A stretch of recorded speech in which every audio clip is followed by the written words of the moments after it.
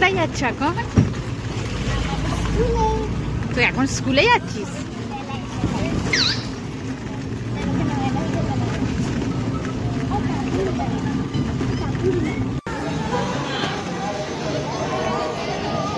রাখ ওতে, রাখ ওতে, রাখ। কেউ খাবে?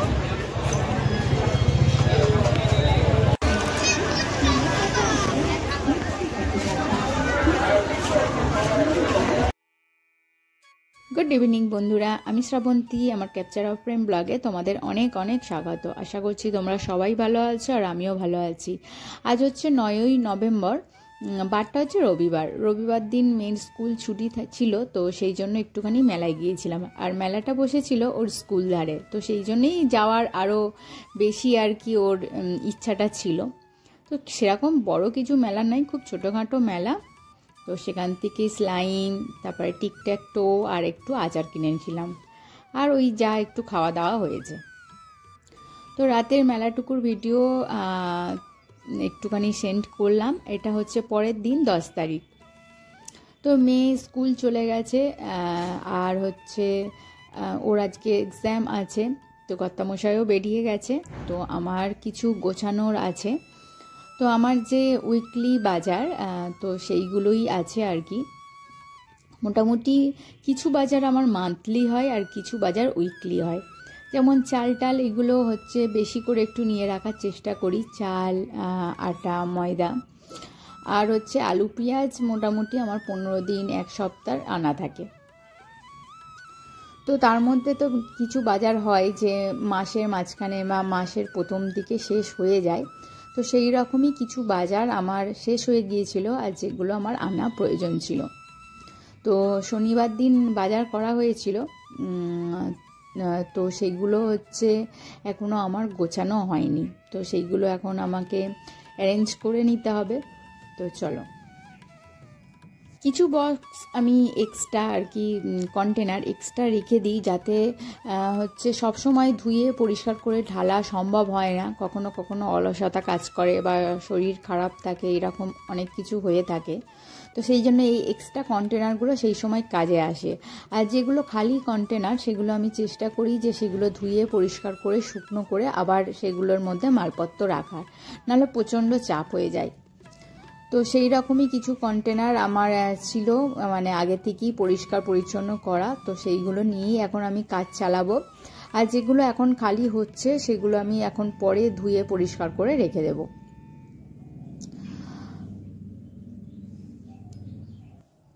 তো লবণের জায়গা একেবারেই খালি করে রাখতে নেই, তো সেই জন্য লবণটাকে আমি থাকতে থাকতেই কিনেছি।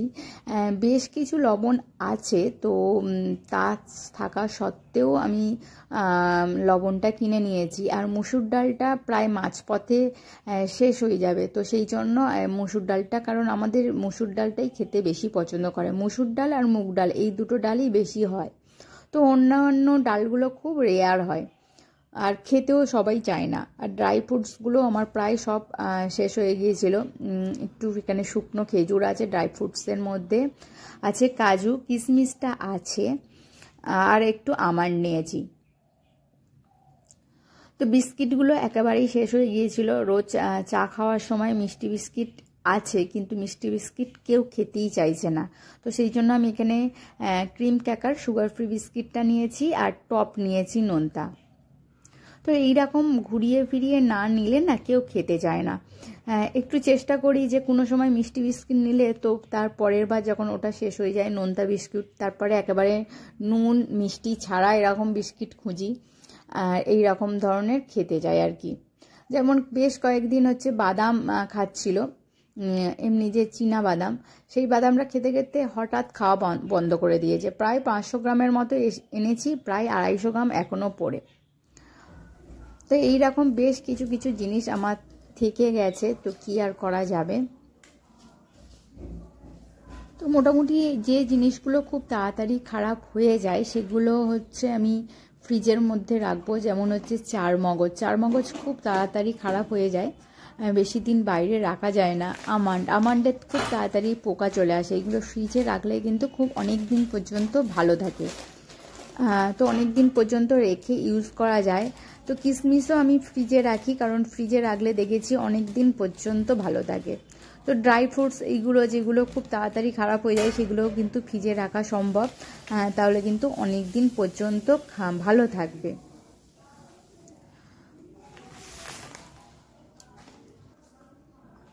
তো এই গ্রসারি আইটেমগুলো কিন্তু আমাদের একটু দেখে শুনে বুঝে চললে কিন্তু অনেকটা কিন্তু টাকা আমাদের এখান থেকে সাশ্রয় হতে পারে। তো যেমন এখানে দেখো আমি লবণটা বেশি এনে ফেলেছি, তো বিশেষ কয়েকটা জিনিস যেমন আছে আমাকে আনতে হয়েছে, না হলে আবার মাঝপথে শেষ হবে, তখন আবার ওইগুলোর জন্য আনতে দৌড়াতে হবে। তো কিছু মাল থেকে যায়, সেইগুলো যদি আমরা একটু দেখে শুনে কিনতে পারি, প্রত্যেক মাসে কিন্তু একই খরচ লাগে না। তো এখন বিভিন্ন ধরনের অ্যাপ আছে, যেমন ডিল শেয়ার অ্যাপ, ফ্লিপকার্ট, তো এইগুলোতে অনেক কিন্তু ফ্রি থাকছে। তো সেই রকম দেখে দেখে যদি আমরা মাল নিতে পারি তাহলে কিন্তু আমরা কম বাজেটের মধ্যে বেশি অনেক মাল পেতে পারি।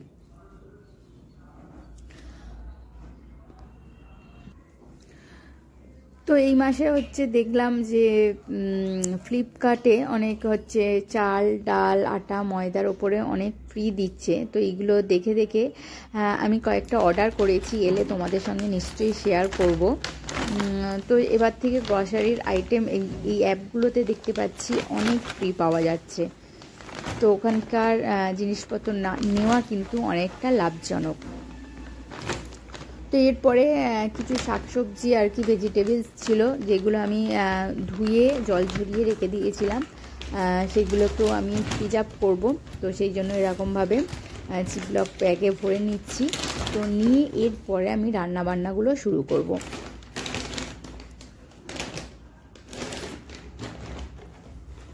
তো আমার মেয়ে ভীষণ আমলকি খেতে পছন্দ করে, তো সেই জন্য এরকম আমলকি কিনে কন্টেনারে জমিয়ে রেখেছি। এটাকে কেটে বিট লবণ মাখিয়ে একটু রোদ মাখিয়ে রেখে দিলে ও খেয়ে নেবে। তো এরকম একটা করে মানে কেটে দিই আর কি, আর ও খেয়ে নেয়। আমলকিতে প্রচুর পরিমাণে ভিটামিন সি আর অ্যান্টিঅক্সিডেন্ট আছে, তাই আমলকি খাওয়া ভীষণ ভালো।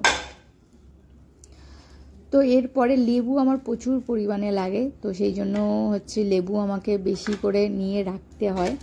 আর এই ধনিয়া পাতার কন্টেনারে রেখে দিলাম, এতে বেশ সুন্দর মানে ধনিয়া পাতা থাকছে অনেকক্ষণ, মানে অনেক দিন সতেজ থাকছে বেশ। তো মোটামুটি আমার ভেজিটেবল কন্টেনারে রিফিল করা হয়ে গেছে, সমস্ত কিছু ফ্রিজ আপও প্রায় করা কমপ্লিট। আর এরপরে তো এবার রান্না বান্না মানে আসল কাজের দিকে যেতে হবে।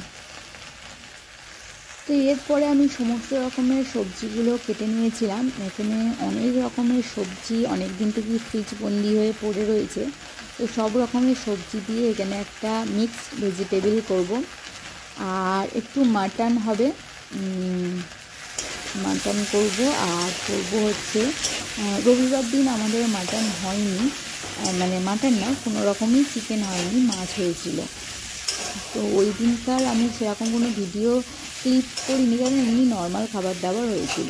তো আজকে একটু করব মাটনের পাতলা ঝোল, ভেবেছিলাম একটু বিহারি স্টাইলে মাটনটা করব, কিন্তু কর্তামশাই বলেছে একটুখানি ঝোল করতে, তো সেই জন্য হবে না। তো সেরকম স্টাইলে কিছুটা করার চেষ্টা করব, কিন্তু হচ্ছে অতটা তো মানে বিহারিরা ভীষণ ঝাল খায় আর কষা কষা টাইপের, কিন্তু এখানে তো আমাকে আলু দিতে হবে, একটু পেঁপে পড়ে রয়েছে, তো ভাবছি পেঁপেটাও দিয়ে দেবো।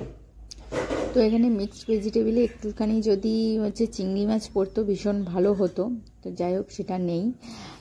এখানে একটুখানি অল্প পেঁয়াজ দিয়েছি, আর কিছু সেরকম দিইনি আর কি। রোজকার যে মশলা সেগুলোই একটু একটু করে দিয়েছি, আর একটু ভাজা মশলা দিলে খুব ভালো হতো। আর মিক্সড ভেজিটেবলে যদি অল্প একটুখানি পুঁইশাক পড়তো আরও বেশি ভালো লাগতো। তো সেদিনকে এইভাবে করেছিলাম, তো কর্তামশাইয়ের ভীষণ ভালো লেগেছিলো। তো যাই হোক আজকে একটু অন্যরকমভাবে করবো আর কি।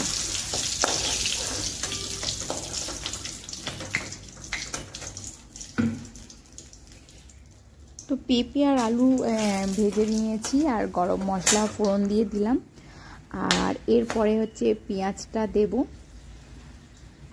পেঁয়াজটা দিয়ে আমি একটু লবণ দিয়ে একটুখানি চাপা দিয়ে দেবো, যাতে পেঁয়াজটা সুন্দরভাবে সিদ্ধ হয়। আর তারপরে হচ্ছে মাংসটা দেব। পেঁয়াজের সঙ্গে মাংসটাকে ভালো করে একটু ভাজবো, আর তারপরে আদা রসুন টমেটো যা দেওয়ার দেবো।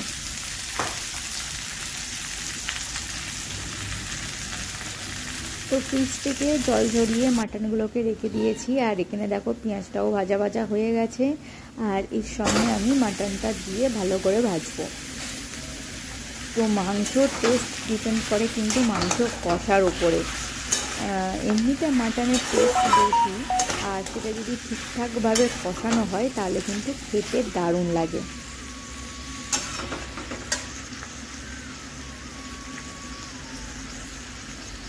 এই মেদিনীপুরে যতবার আমাদের মাটন এনেছে ততবারে খুব একটা চর্বি ছাড়াই মাটনটা নিয়ে এসেছে। তো এইভাবে দেখতে পাচ্ছি অল্প একটু চর্বি আছে, মাটনের সাইজটা একটু হচ্ছে বড়। তো যাই হোক, কর্তামশাই এই ধরনের চর্বিযুক্ত মাটন খুব একটা চলবে না, কিন্তু তাও ওর চর্বিযুক্ত মাটনই পছন্দ।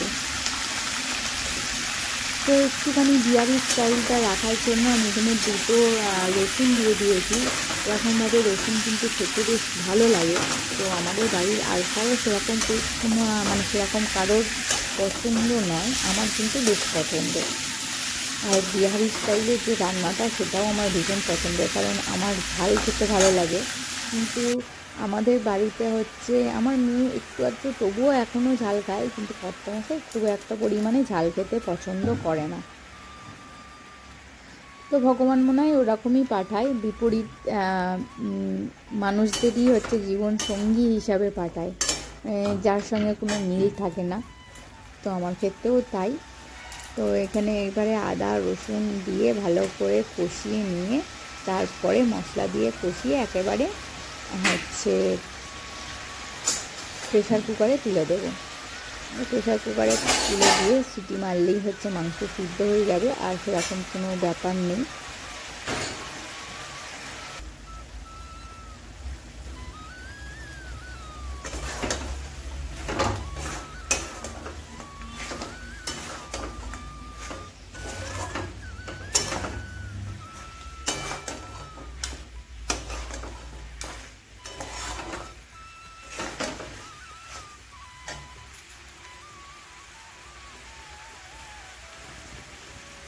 তো মিক্সড তরকারির মধ্যে হচ্ছে কচু দিয়েছিলাম, কচুটা একেবারে গলে গিয়ে একেবারে তরকারিটাকে মাখো মাখো করে ফেলেছে। তো ভালো মনে হচ্ছে কচুটা খুব তাড়াতাড়ি গলে গেছে। তো এখানে মিক্সড তরকারি একেবারে রেডি। তো ওদিকে আমি চাটনিটাও কমপ্লিট করে নিয়েছি, আর এবার শুধু ভাতটা করে নিলেই কিন্তু রেডি হয়ে যাবে। তো আদা রসুন দিয়ে কষিয়েছি, এবার টমেটোটা দিয়েছি, টমেটো দিয়ে দিয়েছি একটু লবণ দিয়ে দেব। এবার আরেকটু ভালো করে 15 মিনিট কষিয়ে তারপরে প্রেশার কুকারে তুলব। যখন একটু মাটনের রঙটা কালচে কালচে হয়ে আসবে আর মাটন থেকে তেল ছেড়ে আসবে, তো তখন আমার কষানো কমপ্লিট হবে। এই যে প্রেশার কুকারে দিয়ে দিয়েছি, মাটন হয়েও গেছে, চাটনিও রেডি, আর মেয়ে স্কুল থেকে চলে এসেছে। তো মেয়ে স্কুল থেকে আসার পর ওর ভীষণ খিদে পেয়েছিল, তো সেই জন্য ওকে আগে আমি খেতে বসিয়ে দিয়েছি, কারণ গরম গরম খাবার খেতে ভীষণ ভালো লাগে এই শীতকালে বিশেষ করে। তো তারপরে আমার কয়েকটা কাজ ছিল, সেগুলো মিটিয়ে নিলাম। তো ইলেকট্রিক কেটলিটা পরিষ্কার করব, মাসে 2 বার আমি পরিষ্কার করি। আর এখানে যে স্টিল ওয়াটার বোতলগুলো আছে সেইগুলো পরিষ্কার করব। স্টিল ওয়াটার বোতলগুলো আমি ভালো করে হচ্ছে এর মধ্যে একটুখানি ভিনিগার আর খাবার সোডা দিয়ে ভালো করে জল দিয়ে পরিষ্কার করে নিচ্ছি, আর বাইরেটা একটুখানি ভিম জেল দিয়ে ঘষে নেব। আর ইলেকট্রিক কেটলিটা আমি একটুখানি গরম জলের মধ্যে হচ্ছে একটুখানি লেবুর খোসা আমি স্টোর করে রাখি ফ্রিজে, তো সেইগুলোই একটুখানি দিয়ে একটু জল দিয়ে ভালো করে ফুটিয়ে নিয়েছি কেটলিটা, আর ওর মধ্যে জল দিয়ে, আর ওর মধ্যে এবার একটুখানি বেকিং সোডা বা খাবার সোডা আর একটুখানি ভিনিগার দিয়ে ভালো করে ভেতরটা ঘষে নেব, আর বাইরেটা একটুখানি হালকাভাবে মুছে নেব, তাহলেই কিন্তু ইলেকট্রিক কেটলিটা পরিষ্কার থাকবে। খাবার সোডা আর হচ্ছে ভিনিগার দেওয়ার ফলে কিন্তু ওয়াটার বোতলের ভেতরে যে এক বিচ্ছিরি গন্ধ থাকে, সেই গন্ধগুলো কিন্তু উড়ে যায়, সেই গন্ধ থাকে না। তো এইরকমভাবেই আমি স্টিলের ওয়াটার বোতলগুলো পরিষ্কার করি। আর অন্য কিছু দিয়ে পরিষ্কার করলে সেই জল আমরা খাই, তার মধ্যে ওই সার্ফ বা কোনো রকম ওই ডিশওয়াশ দিয়ে পরিষ্কার করলে তার একটা গন্ধ থেকে যায়। তো বন্ধুরা, তোমাদের বলে রাখি, আমার ভিডিও যদি তোমাদের ভালো লেগে থাকে তাহলে অবশ্যই একটা লাইক কমেন্ট করে দিও। আর যেসব বন্ধুরা আমার চ্যানেলকে সাবস্ক্রাইব করে রেখেছো তাদেরকে জানাই অসংখ্য অসংখ্য ধন্যবাদ। আর যেসব বন্ধুরা নতুন বন্ধুরা আমার ভিডিও দেখছো তাদেরকে বলে রাখি, যদি আমার ভিডিওর কোনো অংশ তোমাদের ভালো লেগে থাকে তাহলে অবশ্যই একটা লাইক করে দিও।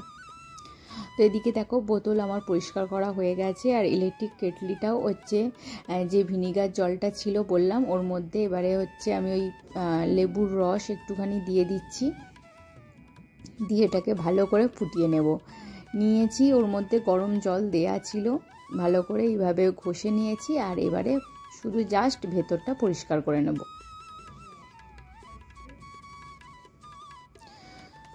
তো বন্ধুরা, আজকের ভিডিও এই পর্যন্ত। তোমাদের সঙ্গে আবারও দেখা হবে নেক্সট কোনো ভিডিওতে, নেক্সট ব্লগে। আজকের মতো টাটা, বাই বাই।